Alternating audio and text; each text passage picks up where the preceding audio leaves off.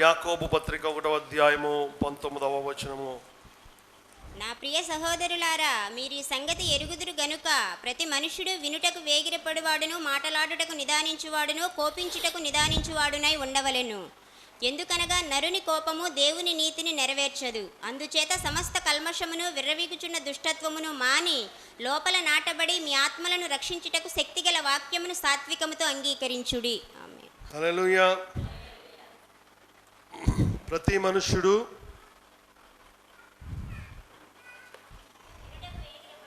వినుటకు వేగిరపడువాడు, మాటలాడుటకు నిదానించువాడు, కోపించుటకు నిదానించువాడునై ఉండవలెను. కోపించుటకు నిదానించువాడునై ఉండవలెను. హల్లెలూయా, హల్లెలూయా. మనం తొందరపడాల్సింది దేనికంటే, వేగిరపడటం అంటే వేగంగా రావాలి, స్పీడ్. దేవుని స్తోత్రం. హల్లెలూయా.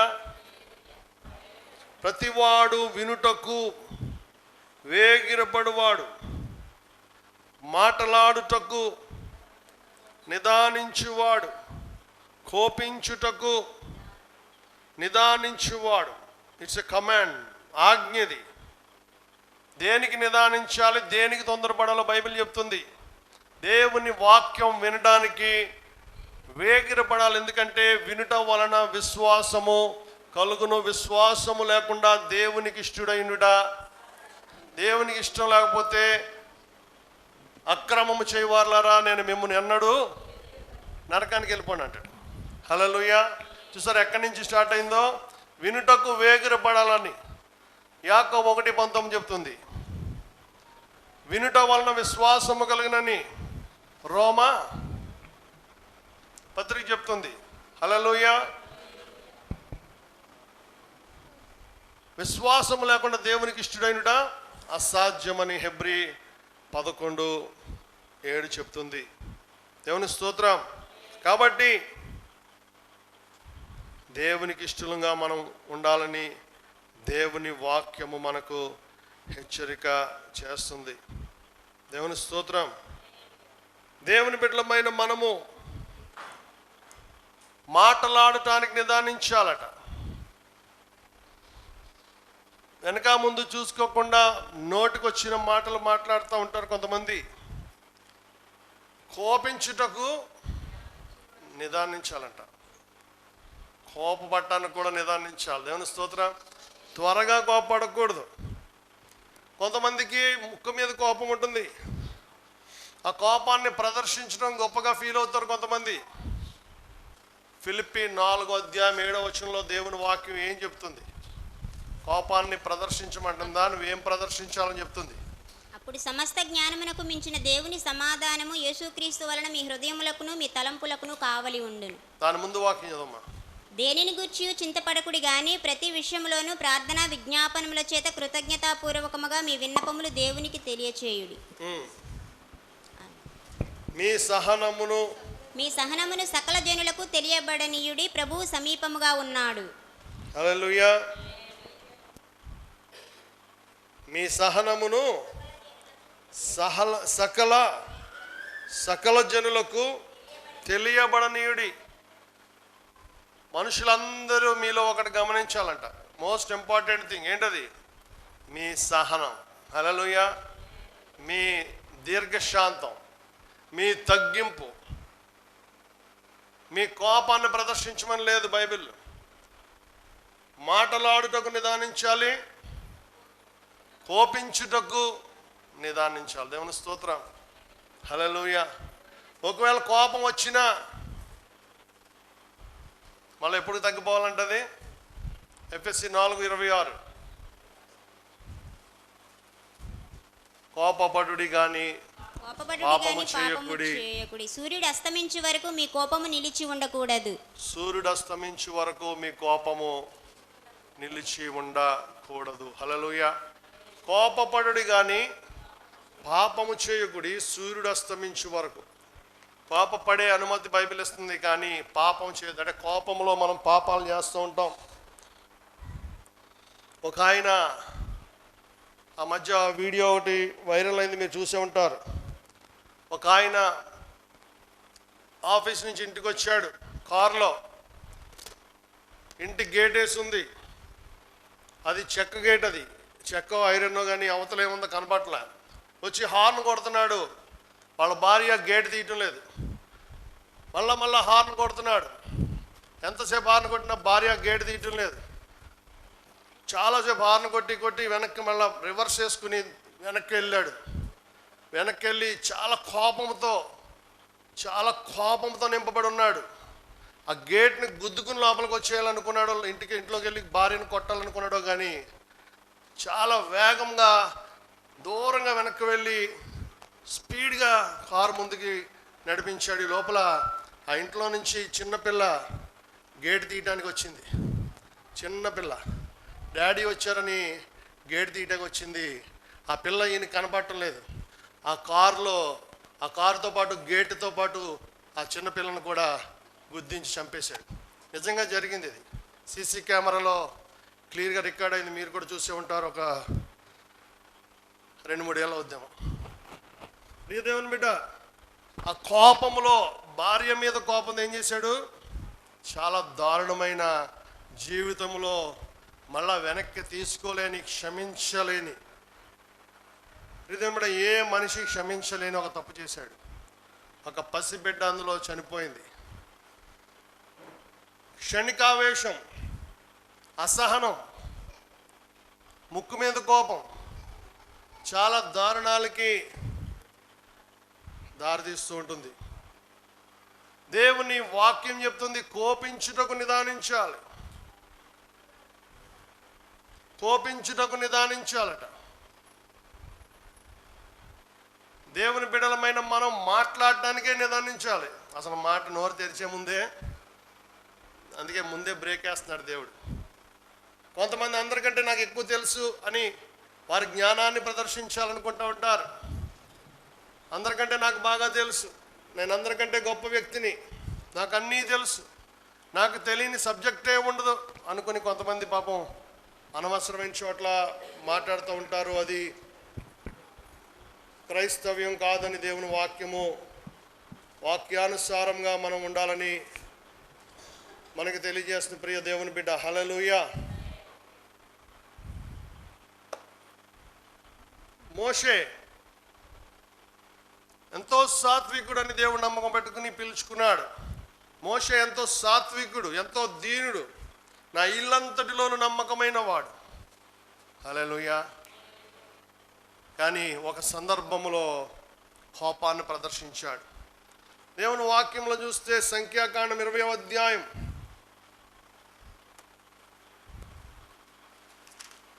సంఖ్యాకాండం 20వ అధ్యాయం 12వ వచనంలో అప్పుడు యెహోవా దేవుడు మోషేతో చెప్పాడు, ప్రజలు తిడుతున్నారు, ప్రజలు దాహంతో ఉన్నారు, దేవుని దూషిస్తున్నారు, దైవజనుని మీద మిరుగుడ్లు వేసుకుని చూస్తున్నారు, దైవజనుడు తీసుకొచ్చి ఇన్ని బాధలు పెడుతున్నాడని నాయకుడి మీద కోపం ప్రదర్శిస్తున్నారు. ప్రజలు సణుగుకుంటున్నారు, గొణుక్కుంటున్నారు.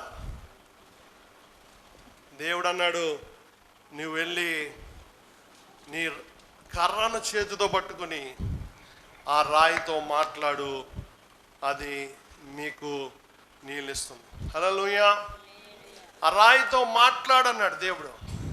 కానీ మోషే దేవుని మాటను పెడచెవిని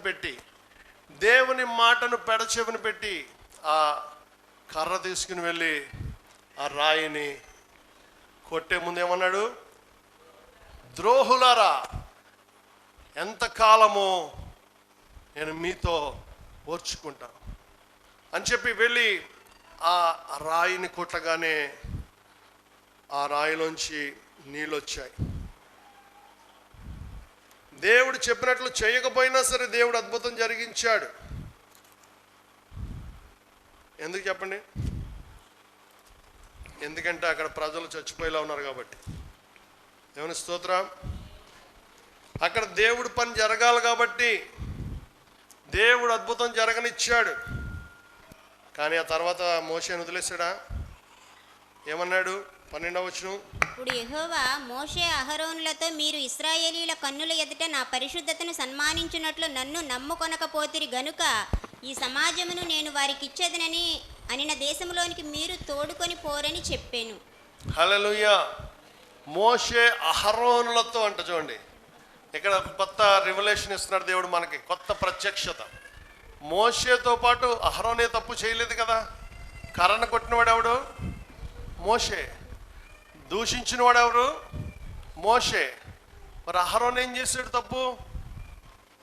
మీ ఇద్దరు కూడా ప్రవేశించరు అన్నాడు అంతే. ప్రియదేవుని బిడ్డ, మోషే ఏం చేస్తున్నాడు? ప్రక్కన ఉన్నవాడు ఏం చేయాలి? ఆపు చేయాలి. హల్లెలూయా. నీ పక్కన వాడు తప్పు చేస్తుంటే నువ్వు చూచి చూడనట్లు ఊరుకున్నావంటే శిక్షలో నీవు కూడా పాలి భాగస్వామితో జాగ్రత్త. దేవుని స్తోత్రం. హల్లెలూయా. నీ పొరుగువాడు తప్పు చేస్తుంటే నువ్వు తెలియనట్టు ఊరుకున్నా, కళ్ళు మూసుకుని ఊరుకున్నా, చూసి చూడనట్టు ఊరుకున్నా సరే, పక్కన వాళ్ళు ఎలా పోతే నాకెందుకు, నేను పరలోకానికి వెళ్తే చాలు అని ఒకవేళ ఎవరైనా అనుకుంటుంటే, మోషేని కంట్రోల్ చేయలేని తన అన్న అయిన అహరోను. హల్లెలూయా. మోషే అహరోనులతో అన్నాడు దేవుడు, వాళ్ళిద్దరికి ఒక జడ్జిమెంట్ ఇచ్చాడు అక్కడ. ఏంటది? మీరు ఇశ్రాయేలీయుల ఎదుట నా పరిశుద్ధతను సన్మానించున్నట్లు నన్ను నమ్ముకొనకపోతిరి. ప్రియదేవుని బిడ్డ, నువ్వు కోపాన్ని ప్రదర్శించావంటే దేవుని నువ్వు సన్మానించట్లేదు అంటున్నాడు. నువ్వు దేవుని గౌరవించట్లేదంట. నువ్వు మనుషుల మీద కోపం ప్రదర్శించినా, ఎక్కడ కోపం ప్రదర్శించినా, ఎక్కడైనా విచ్చలవిడిగా ప్రవర్తించినా, లోకస్తుల వలె ప్రవర్తించినా, పాపాత్ముల వలె, రౌడీల వలె క్రైస్తవ బిడ్డలు ప్రవర్తించినా, అక్కడ ఎవరికి అవమానం కలిగిస్తున్నారు? దేవుని పరిశుద్ధతను. పరిశుద్ధత అంటే అది అపవిత్రమైన పని. కోపం కాదు, కోపాన్ని ప్రదర్శించడం. కోపపడండి కానీ మళ్ళీ తగ్గిపోవాలి, క్షమించాలి. కొన్నిసార్లు కోపపడాలి. కొంతమందిని సరి చేయాలంటే, కొంతమందిని డిసిప్లైన్ చేయాలంటే పిల్లల మీద కోపపడాలి. తల్లిదండ్రులు విద్యార్థుల మీద, టీచర్స్ కోపపడతారు, ఆఫీసర్స్ సబార్డినేట్స్ మీద కోపపడతారు. హల్లెలూయా. కానీ పాపము, యేసు ప్రభు మాటకి తిడతా ఉంటారు. మీరు చదవండి సువార్తల్లో. శిష్యుల్ని తిట్టాడు, పరిసయ్యుల్ని, సద్దుకాయుల్ని, శాస్త్రుల్ని. ఏమంటాడు? వీళ్ళు సున్నము కొట్టిన సమాధులు అంటాడు. వీళ్ళు పైన పొట్టారము, లోన లొట్టారం, పైకి భక్తి గల వారి వల్లే ఉంటారు. ఆయన విమర్శిస్తూనే ఉంటాడు. కానీ పాపము మాత్రం ఒకే ఒక సందర్భంలో ఆయన కోపాన్ని ప్రదర్శించాడు. మనం చాలాసార్లు ధ్యానించుకున్నాం. దేవాలయం దగ్గర దుర్వ్యాపారం చేస్తున్నప్పుడు, దేవాలయం దగ్గర జరగాల్సిన ఆరాధన, ప్రార్థన, దేవుని సన్నిధి లేకుండా ఎప్పుడైతే వాళ్ళు అమ్ముకుంటున్నారో, వ్యాపారాలు, క్రయ విక్రయాలు చేస్తున్నారో, అప్పుడు మాత్రమే ఆయన కోపాన్ని ప్రదర్శించాడు. ఆ బల్లలన్నీ తిరగబెట్టాడు, కొరడాలు తీసి తరిమేశాడు అక్కడ ఉన్న వాళ్ళందరినీ కూడా. హల్లెలూయా. దేవుని సంబంధమైన పనుల్లో ఆయన కోపం ప్రదర్శించాడు. ఆయన సిలువ వేసిన వాళ్ళ మీద కోపం లేదు, ఆయన అప్పగించిన వాడి మీద కోపం లేదు, ఆయన ముఖం మీద ఉమ్మేసిన వాడి మీద కోపం లేదు. హల్లెలూయా. ఆయన అన్యాయపు తీర్చిన వాళ్ళ మీద కోపం లేదు, ఆయనను గుద్దిన వాళ్ళ మీద కోపం లేదు, కొరడాలతో ఒళ్ళంతా చీల్చిన వాళ్ళ మీద కోపం లేదు, మేకులు గుచ్చిన వాళ్ళ మీద కోపం లేదు. దేవుని బిడ్డ, ఎవరి మీద కోపం లేదు ఆయనకి.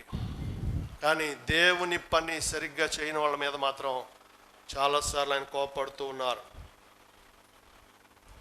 దేవుని ప్రజలను పరలోకానికి వెళ్లకుండా తప్పుడు మార్గం నడిపించే వేషధారుల మీద కోపపడ్డాడు.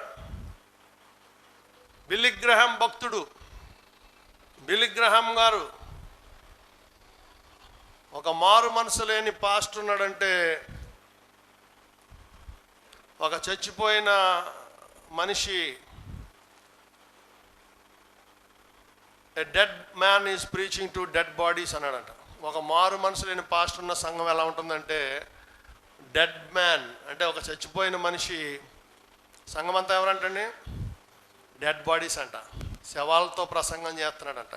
శవాలకి మారు మనసు లేని పాస్టర్లు, మారు మనసు, దురలవాట్లు విడిచిపెట్టని బలహీనతలు, దుర్వ్యాపారాలు, దేవుని మందిరంలో వ్యాపారాలు చేసే సేవకులు, నూనెలు అమ్ముకునే వాళ్ళు, ఇవన్నీ కూడా దేవుని చిత్తానుసారం కాదు. ఉచితముగా పొంది ఉన్నారు కనుక ఉచితముగా. మత్తయి సువార్త 1:08 అదే ఉంటుంది, ఉచితముగా పొంది ఉన్నారు, ఉచితముగా ఇయ్యండి. హల్లెలూయా. ప్రియ దేవుని బిడ్డ, వేషధారణని ఆయన సహించే దేవుడు కాదు. దేవుని అవమానిస్తున్నాం. మనం కోపాన్ని ప్రదర్శిస్తున్నామంటే దేవుని అవమానిస్తున్నాం. నా చిన్నప్పుడు యూత్లో నాకు చాలా కోపం ఉండేది. ఎవరికన్నా ఖాళీగా ఉంటే లంకా మోహన్ బాబు గారి దగ్గరికి వెళ్ళని చెప్తారు నా కోపం గురించి. నేను కారు మీద వెళ్తున్నానంటే ఈ వీధుల్లో అందరూ కూడా ఇళ్లలోకి పారిపోయేవారు. మార్గరెట్ గారిని అడగని చెప్తారు. హల్లెలూయా. నా కారు వస్తుందంటే అంబాసిడర్ మా నాన్నగారు వాళ్ళది. స్కూల్ వ్యాన్లు కూడా ఉండే, స్కూల్ స్టాండర్డ్ 20 వ్యాన్లు. మొత్తం చుట్టుపక్కల వీధులందరూ కూడా కర్ఫ్యూ వచ్చినట్టు లోపలికి వెళ్ళిపోయేవారు. అంత స్పీడ్ నడిపేవాడిని. మళ్ళీ నాతో ఎప్పుడు 10 మంది కుర్రాళ్ళు ఉండేవారు. ఈ చివరి బడ్డీ కొట్టు ఉంది చూడండి, మంగరాజు గారు షాపు, టెలికాంలో పనిచేసాడు మంగరాజు గారు. ఆ చివరేమో కామెంట్ల షాపు. ఆ 2 షాపుల దగ్గర ఎప్పుడు మన కుర్రాళ్ళు, వాళ్ళకి ఎప్పుడు కూడా రోజు నాకు అక్కడ ఖాతా ఉండేది. నిమ్మ సోడాలు, గోలి సోడాలు తాగిస్తూ ఉండేవాడిని. దేవుని స్తోత్రం. బాబు 30 రూపాయలు అనేవాడు. సరే అని వెళ్ళిపోయాడు. కోపాన్ని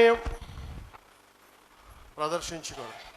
మా అమ్మగారు ఒకటి చెప్పేది, నీకు ఎప్పుడన్నా బాగా కోపం వచ్చినప్పుడు 10 అంకెలు లెక్క పెట్టుకో. 1 2 3 4 5 6 7 10 అంకెల్లో కోపం తగ్గిపోద్దంట. మరి మీరు ఎప్పుడన్నా చేశారులేదు తెలియదు కానీ మా మమ్మీ అది చెప్పేది. కోపం ఎక్కువ వస్తే ఏం చేయాలి?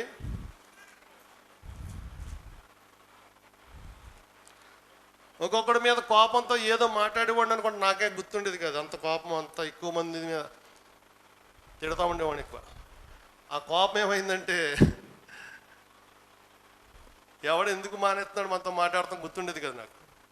అప్పుడు పక్కన ఉన్న వాళ్ళు చెప్పారు, ఆ రోజు అంటే తిట్టావు కదా నువ్వు.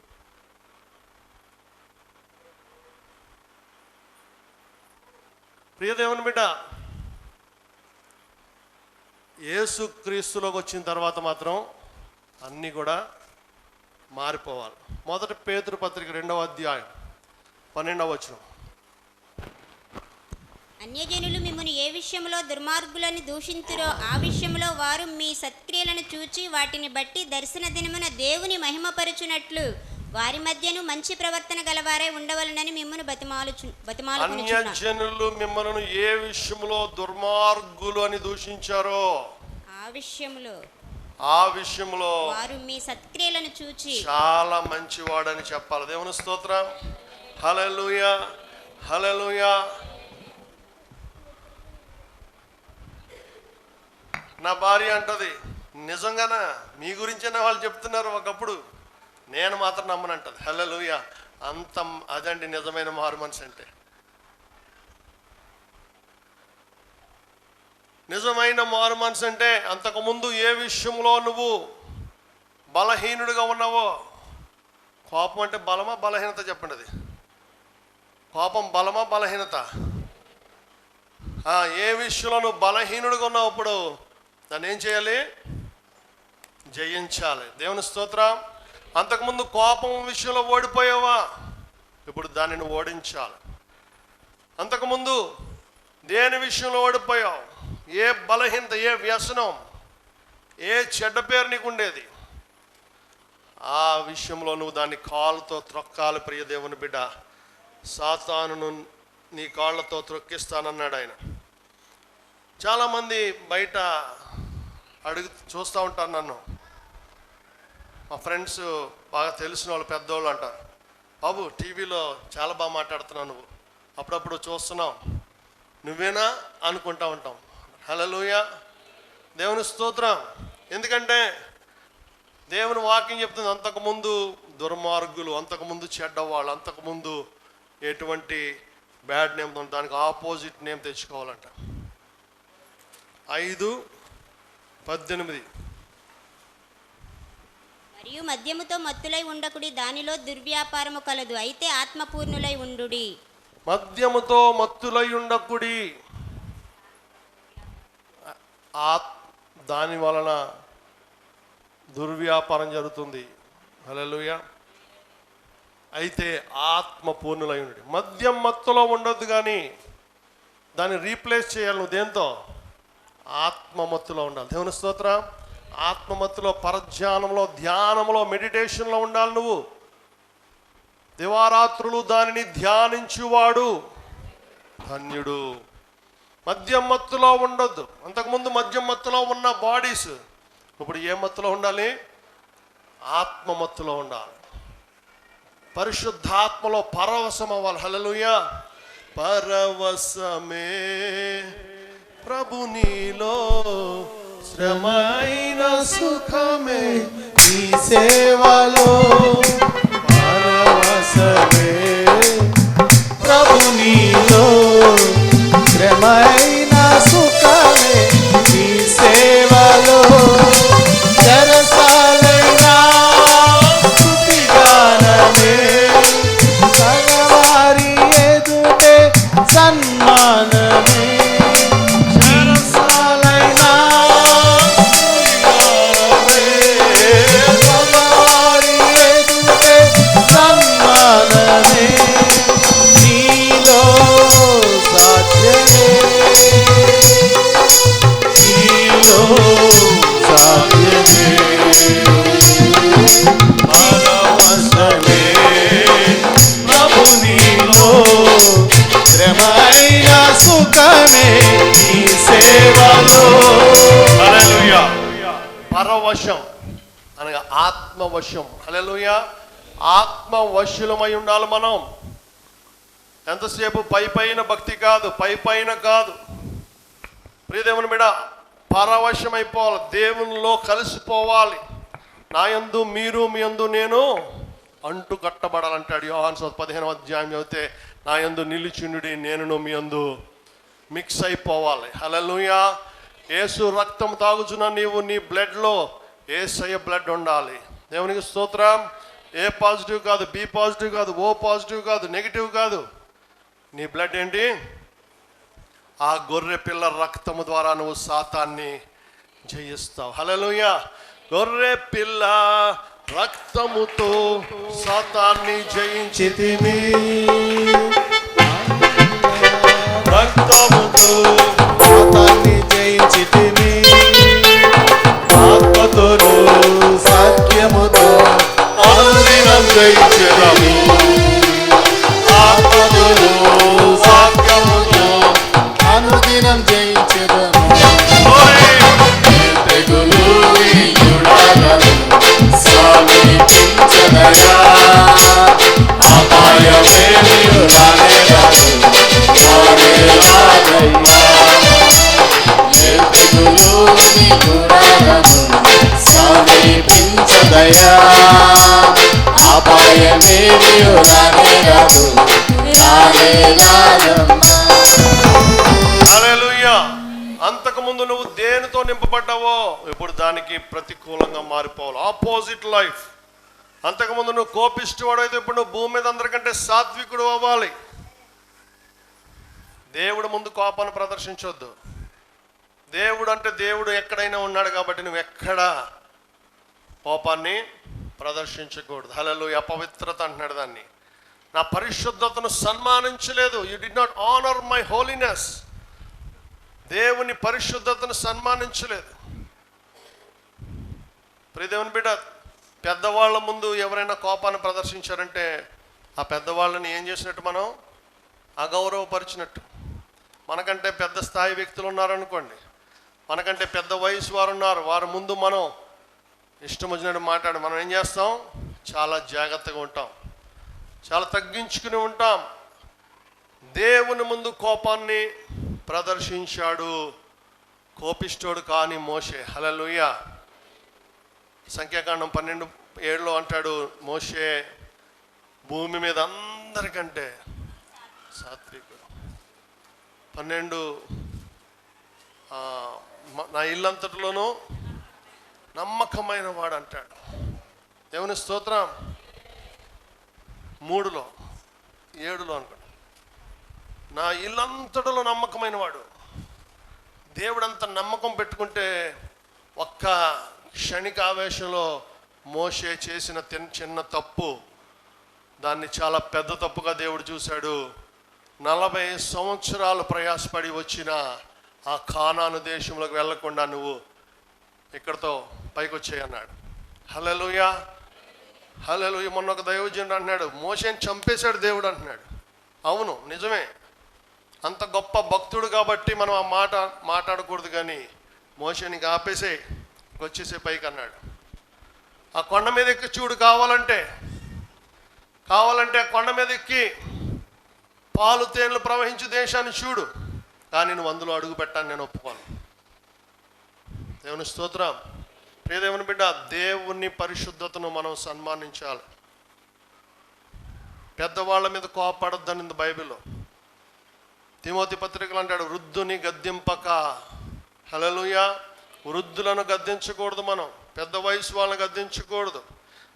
మనకంటే పెద్దవాళ్ళతో జాగ్రత్తగా మాట్లాడాలి, తల్లిదండ్రులను సన్మానించాలి.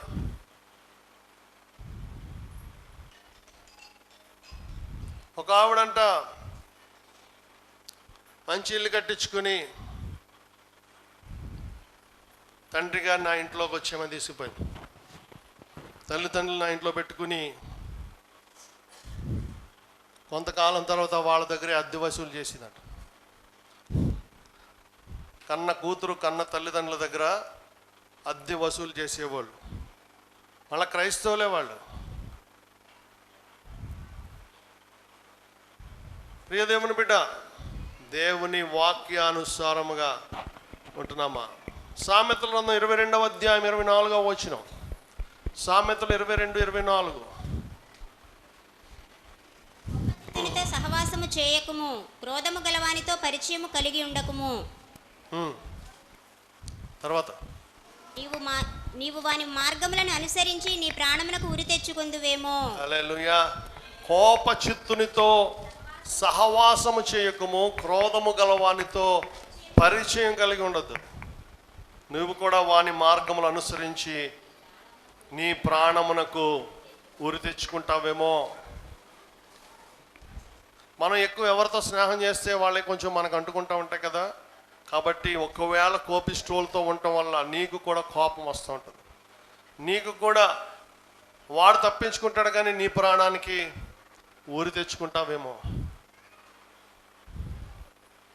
కాబట్టి అసలు పరిచయాలే వద్దు, సహవాస దోషం. సామెతలు 15వ అధ్యాయం 18వ వచనం చదువుదాం. సామెతలు 15:18. కోపోద్రేకియగువాడు కలహము రేపును, దీర్ఘశాంతుడు వివాదమును అణిచివేయును. కోపోద్రేకియగువాడు ఏం చేస్తాడు? కలహాన్ని అగ్గిపుల్లేస్తాడంట. అసలు గొడవ కారణం ఎవడో ఉంటాడు. కోపోద్రేకి వాడు, కోపం ఎక్కువ వాడికి.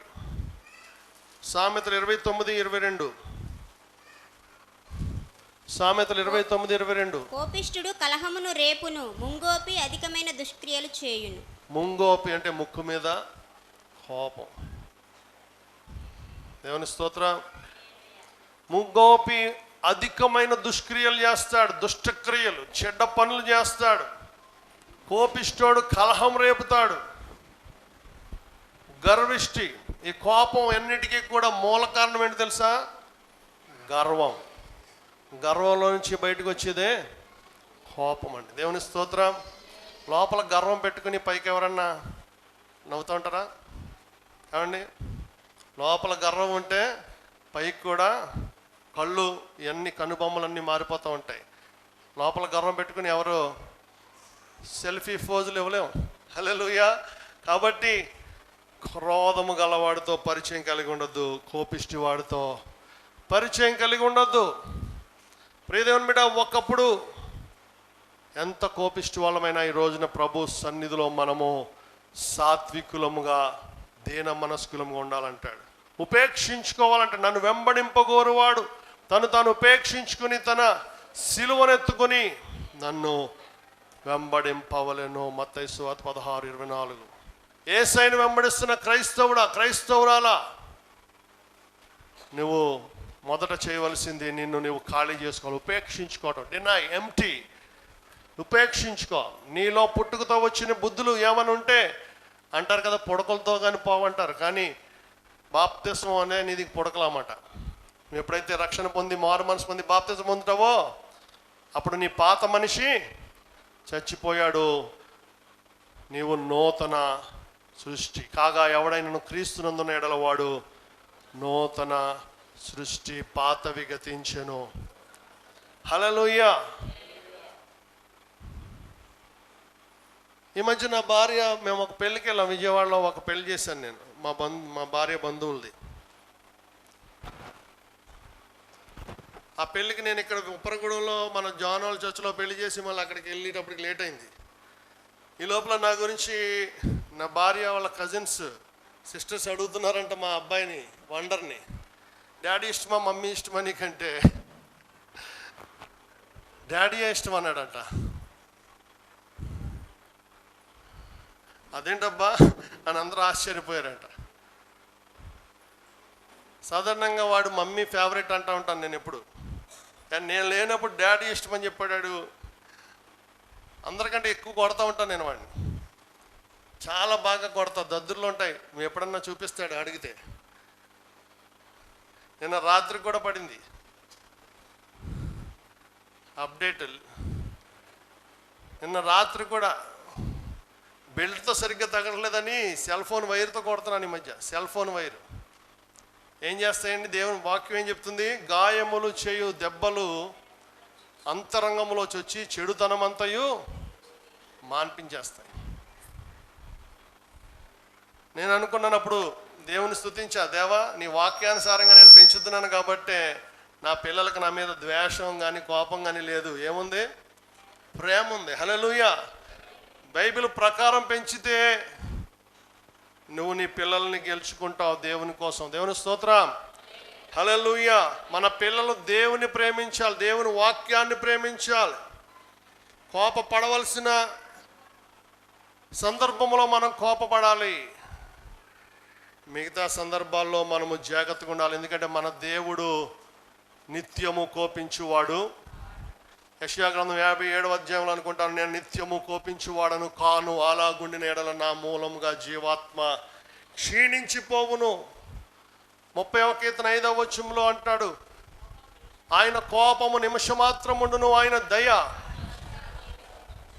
హల్లెలూయా. ఒకప్పుడు అంత కోపంగా ఉన్నాను నేను, ఇప్పుడు ప్రతి ఓడు నన్ను ఏదోటి అంటూ ఉంటాడు, ప్రతి ఓడు నన్ను ఏదోటి అంటూ ఉంటాడు. ప్రతి చోట, కొన్ని చోట్ల ఎంబ్రాసింగ్, కొన్ని చోట్ల ఇరిటేట్ చేస్తూ ఉంటారు, కొన్ని చోట్ల ఇబ్బందులు కలిగిస్తూ ఉంటారు. ఒకప్పుడు నా ద్వారా బాగా మేలు పొందుకుని బాగా తినిపించిన వాళ్ళు కూడా ఏదోటి అంటూ ఉంటారు. ఒకప్పుడు నా శిష్యులుగా సేవలోకి వచ్చాక నా వెనకాల తిరిగిన వాళ్ళు కూడా ఏదోటి అంటూ ఉంటారు. మన దగ్గర అనాథల హాస్టల్ పిల్లల్లో పెరిగిన వాళ్ళు కూడా మనల్ని అవమానించే మాటలు మాట్లాడుతూ ఉంటారు. ఎందుకంటే ఇప్పుడు బుద్ధిమంతుడైపోయాడు. హల్లెలూయా. నేను అనుకుంటాను దేవుడు మనల్ని పరీక్షిస్తున్నాడు అనుకుంటా. దేవుని స్తోత్రం.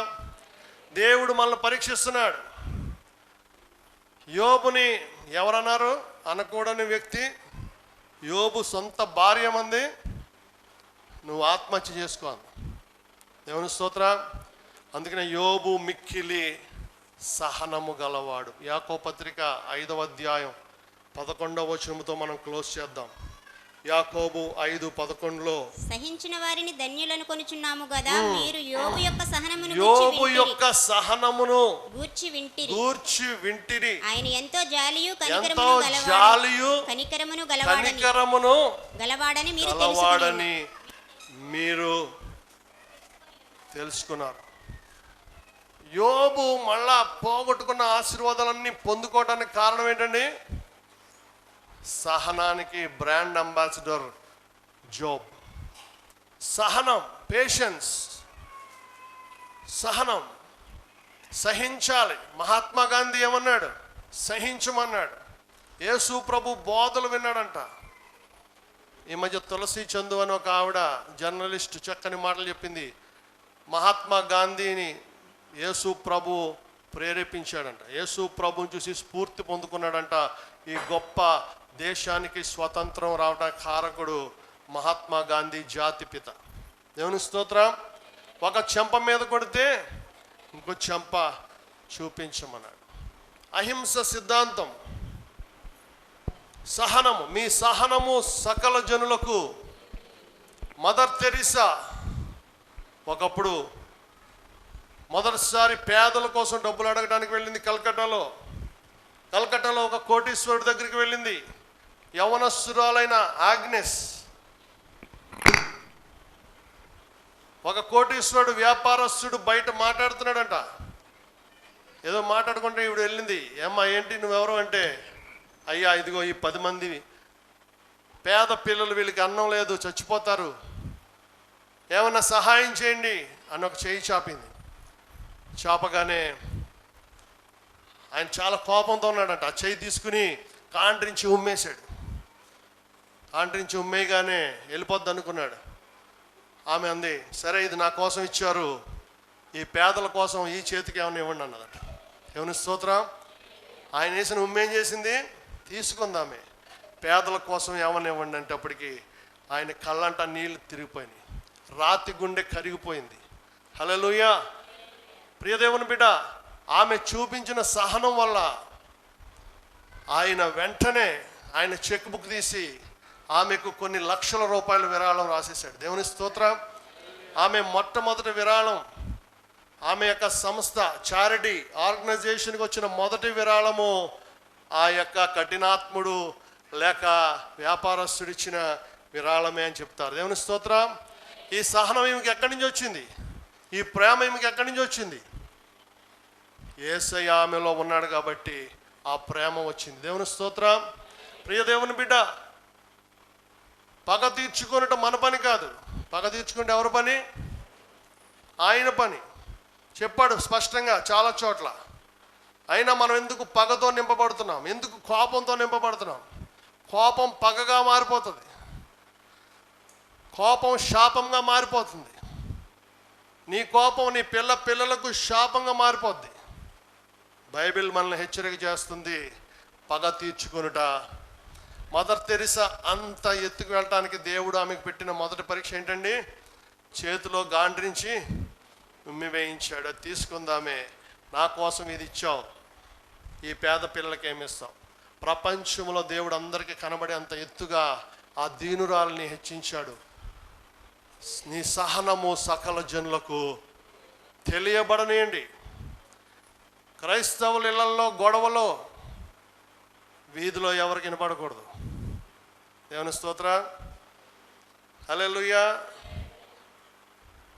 గతంలో నిన్ను దుర్మార్గులు ఉన్న వాళ్ళు ఇప్పుడు నీ సత్క్రియలు, గతంలో బూతులు మాట్లాడినవారు ఇప్పుడు స్తుతులు స్తోత్రాలు మాట్లాడాలి. హల్లెలూయా. ఏం మాట్లాడాలి? నేను ఎల్లప్పుడూ అలాంటి పాటలు రావాలి. లేకపోతే భాషలు మాట్లాడాలి, అన్య భాషలు, దేవదూతల భాషలు, కొత్త భాషలు. హల్లెలూయా.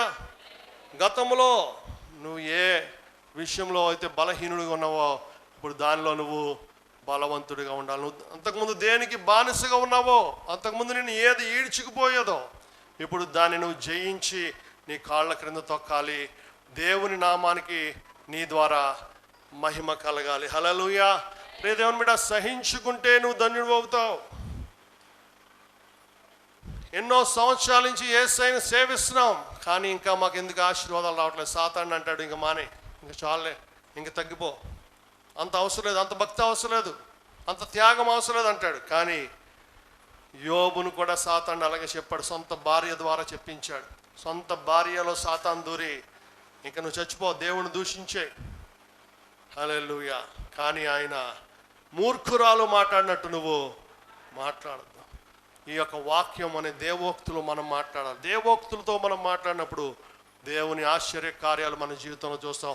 ఎంత ఆలస్యమైతే అంత గొప్ప ఆశీర్వాదాలు దేవుడు మీకు ఇవ్వబోతున్నాడు. దేవుడు ఈ మాటలు మీ వినికిడిలో ఆశీర్వదించి నిత్య మార్గంలో నడిపించును గాక. ఆమేన్. హల్లెలూయా, హల్లెలూయా, హల్లెలూయా, హల్లెలూయా. స్తోత్రం. అందరూ కూడా లేచి నిలబడదాం. ప్రియ దేవుని బిడ్డ, ఈ రోజున క్రీస్తు నీలో ఉన్నాడా? నిజమైన క్రైస్తవులమైన మనము, నీ దేహము దేవుని ఆలయమేనా? పరిశుద్ధాత్మకు నిలయంగా ఉంటున్నావా? నీలో దేవుడు ఉంటే యేసు ప్రభు మాత్రమే కనపడాలి అన్యజనులకు. నీవు క్రైస్తవునిగా నామకార్థంగా ఉంటున్నావేమో. ప్రియ దేవుని బిడ్డ, దేవుని వాక్యానుసారంగా మనం ఉంటున్నామా లేదా? దేవుని వాక్యం అనే బండ మీద మనం ఇల్లు కట్టుకుంటున్నామా లేదా? వాక్యము మన నరనరాల్లో జీర్ణించుకుంటుందా లేదా? హల్లెలూయా, హల్లెలూయా, హల్లెలూయా, హల్లెలూయా. యేసయ్య మాటలు మనము ఒక చెవితో విని ఒక చెవితో విడిచిపెడుతున్నామేమో. దానివల్ల గొప్ప ఆశీర్వాదాలు మనం పోగొట్టుకుంటున్నాం. గతంలో ఉన్న మనిషికి వ్యతిరేకమైన మనిషి ఇప్పుడు నీలో ఉండాలి. పుట్టుకతోనే వచ్చిన బుద్ధులు, బాప్తిస్మము అనే మరణము ద్వారా నువ్వు పోగొట్టుకుంటున్నావు. ప్రియ దేవుని బిడ్డ, హల్లెలూయా, హల్లెలూయా, హల్లెలూయా. పాపము చేతిలో ఓడిపోతున్నావేమో, కోపము చేతిలో ఓడిపోతున్నావేమో. నీ కోపం వల్ల ఎంతమందిని మంచి మనుషులు పోగొట్టుకున్నావో, నీ కోపం వల్ల ఎంతమందిని, ఎన్ని ఆశీర్వాదాలు పోగొట్టుకున్నావో, ఎంత కృపను పోగొట్టుకున్నావో. నీకు నీ పిల్లలకి ఎన్ని శాపాలు తెచ్చుకున్నావో. ఒకవేళ ఆ విధంగా జరిగినట్లయితే దేవుని సన్నిధిలో క్షమాపణ కోరుకుందాం. ప్రేమతో నేను నింపబడితే ఈ కోపము నన్నేమీ చేయలేదు ప్రభువా. నాలో ఉన్న కోపం కంటే నీ ప్రేమ ఎక్కువ కావాలి, ఆత్మ ఫలములు ఎక్కువ కావాలి, దీన మనస్సు కావాలి. హల్లెలూయా, హల్లెలూయా, హల్లెలూయా. నేను ఈ కోపం చేతిలో ఓడిపోకూడదు నాయనా. నువ్వు నాకు విజయం ఇచ్చే దేవుడవు. కల్వరి సిలువలో నీవు చూపిన సహనం నాకు కావాలి ప్రభువా. గెత్సెమనే తోటలో నీవు చూపిన సహనము నాకు కావాలి ప్రభువా. మదర్ తెరిసాకున్న సహనము నాకు కావాలి ప్రభువా. అపోస్తలుడైన పౌలుకున్న సహనము కావాలి. ఆది అపోస్తలుకున్న సహనము నాకు కావాలి, ఓర్పు నాకు కావాలి. యోబు భక్తుడుకున్న సహనము నాకు కావాలి ప్రభువా. ఏ పరిస్థితుల్లో ఎవరు ఎంత శోధించినా మోషే వలె నిగ్రహం కోల్పోకూడదు నాయనా. నేను నీ ఆత్మతో నింపబడాలి, ఆత్మ పూర్ణుడిగా నేను ఉండాలి ప్రభువా. హల్లెలూయా, హల్లెలూయా, హల్లెలూయా, హల్లెలూయా.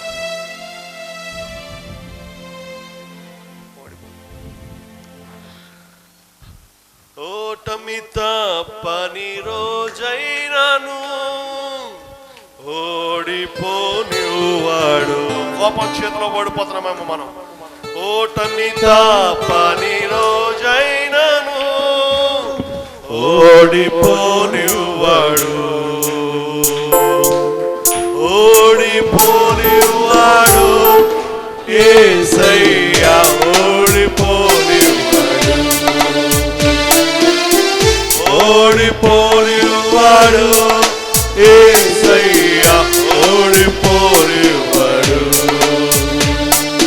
పందెమందు ఉండగా ఓపికతో సాగాలిగా, ధైర్యం ప్రభు మనలో నింపెగా, పౌలులాగా సాగాలిగా.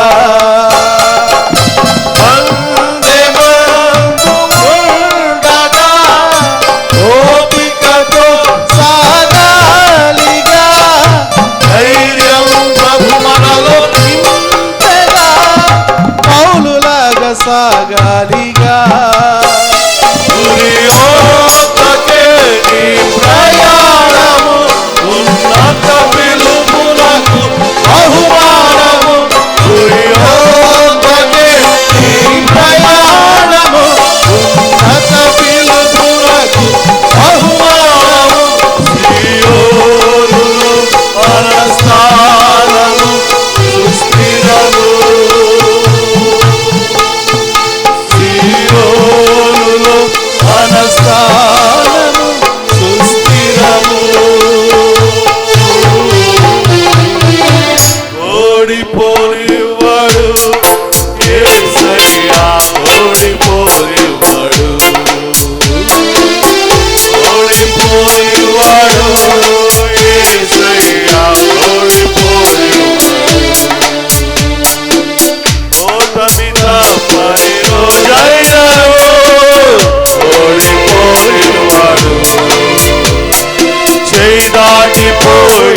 స్థితి అయినను ఓడిపోనివాడు. ఓటమి తప్పని రోజైనను ఓడిపోనివాడు. ఏనాటిపోయిన స్థితి అయినను ఓడిపోనివాడు. ప్రియ దేవుని బిడ్డ, నీవు గురి యొద్దకు పరిగెట్టకుండా, నీవు గురి యొద్దకు పరుగు పెట్టకుండా సాతానుడు ఒక ట్రిక్ ప్లే చేస్తున్నాడు. ఒక ట్రిక్ నిన్ను పాపం చేయించడానికి, నీలో కోపం పుట్టించడానికి, నీతో తప్పులు చేయించడానికి. మోషే భక్తుడు గురి యొద్దకు వెళ్ళలేకపోయాడు, వాగ్దానం పొందలేకపోయాడు. ఎంతో మందిని నడిపించిన వాడే గురి యొద్దకు చేరుకోలేకపోయాడు. ఎంతకాలం ఓర్చుకున్నావు, ఎంతకాలం ఓర్చుకున్నావు, ఇంకా కొంతకాలం ఓర్చుకో అని పరిశుద్ధాత్మ నీకు చెప్తున్నాడు. ఇంకా అవసరం లేదని సాతాను నీకు చెప్తాడు. ఇంకా దేవుణ్ణి దూషించే, దేవుణ్ణి విడిచిపెట్టే అని సాతాను చెప్తాడు. తెగదెంపులు చేసుకో అని సాతాను చెప్తున్నాడు. గురి వద్దకు వెళ్ళాలి మనం, గోల్ మిస్ అవ్వకూడదు. దేవుడి కోసం గొప్ప ఆశీర్వాదాలు, మహిమ మహిమ నిన్ను మహిమపరచాలని చూస్తున్నాడు. నీలో ఎన్నో విలువైనవి పెట్టాడు. ఆ విలువైన వాటిని గురించి నువ్వు ఆలోచించు.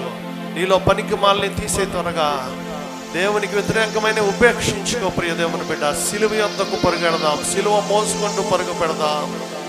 ప్రాణం పోయినా నేను యేసయ్యను వదలను, నేను గురి యొద్దకే పరుగు పెడతాను. ఓడిపోను నేను సాతాను చేతిలో, ఓడిపోను నేను లోకం చేతిలో, ఓడిపోను నేను శరీరం చేతిలో, ఓడిపోను నేను పాపం చేతిలో, ఓడిపోను నేను వ్యభిచారం చేతిలో, ఓడిపోను నేను లోకం చేతిలో, ఓడిపోను నేను జూదం చేతిలో, ఓడిపోను నేను దుర్వ్యసనాల చేతిలో. యేసయ్య నాలో ఉన్నాడు కాబట్టి, జయశీలుడు నాలో ఉన్నాడు కాబట్టి నేను ఎప్పటికీ ఓడిపోను. యేసయ్య నీవు నాలోనే ఉండు నాయన, నన్ను విడిచి వెళ్ళొద్దని ప్రతిరోజు ప్రార్థన చేసుకో. ప్రతిరోజు ఆయన సహాయం కోరుకో. అద్భుత కార్యాలు దేవుని ద్వారా జరిగిస్తాడు. ఇంకా కొంతకాలం ఓర్చుకో, త్వరలోనే నీ గొప్ప ఆశీర్వాదం దేవుడు ఇవ్వబోతున్నాడు.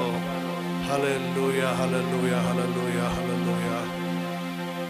పరిశుద్ధులైన పరమ తండ్రి, విత్తబడిన వాక్యము మంచి నేల పడిన విత్తనం వలె 30 60 100 నీ బిడ్డలందరి హృదయాల్లో, జీవితాల్లో అత్యధికంగా ఫలింప చేయమని, ఇంకా ఓర్పు, సహనము, ఓపిక, ధైర్యము దయచేయమని, పట్టు సడలిపోకుండా నాయన మీ ధైర్యమును గట్టిగా పట్టుకోమన్నావు ప్రభు. దానికి ఫలంగా గొప్ప బహుమానం కలుగునన్నావు ప్రభు. అటువంటి గొప్ప ధైర్యము నీ బిడ్డలకు దయచేయమని, శాంతి, సమాధానం, నెమ్మది, ఓర్పు, ఆత్మ ఫలములు దయచేసి దేవా నీ గొప్ప కార్యాలు, నీవు దాచించిన గొప్ప మేలు పొందుకోవడం సహాయం చేయమని దేవా. ఇప్పుడు ప్రభు భోజన సంస్కారంలో పాలు పొందబోతున్న ప్రతి బిడ్డ కూడా ఎవరు అయోగ్యంగా పాలు పొందకుండా నీ శరీరం అని, నీ రక్తం అని వివేచించి దీనిలో పాలు పొందడానికి కృప చూపమని, దీనివల్ల ఎవరికి ఎటువంటి కీడు కలగకుండా అందరూ కూడా నీ వాక్యానుసారంగా పాలు పొందడానికి కృప చూపు.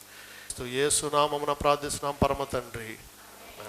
భాషలతో, దేవదూతల భాషలతో మాటలాడినను, ప్రార్థించినను, ప్రేమ లేని వానివైతే ఫలితము లేదు. ప్రేమనే ఆత్మఫలం ఫలింపుము నీవు. ప్రేమ లేని వానివైతే ఫలితము లేదు. ప్రేమనే ఆత్మఫలం ఫలింపుము నీవు. మనుషుల భాషలతో, దేవదూతల భాషలతో మాటలాడినను, ప్రార్థించినను.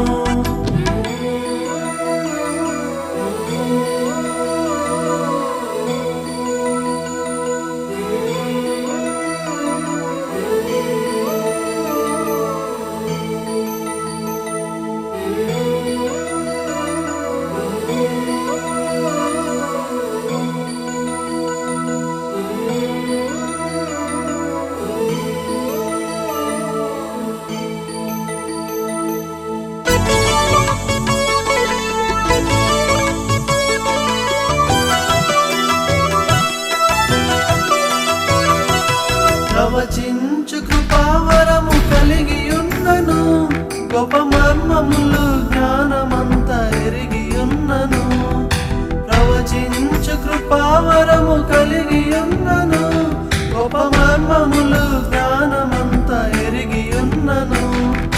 ప్రేమ లేని వాని వైద్య ఫలితము లేదు, ప్రేమ అనే ఆత్మఫలం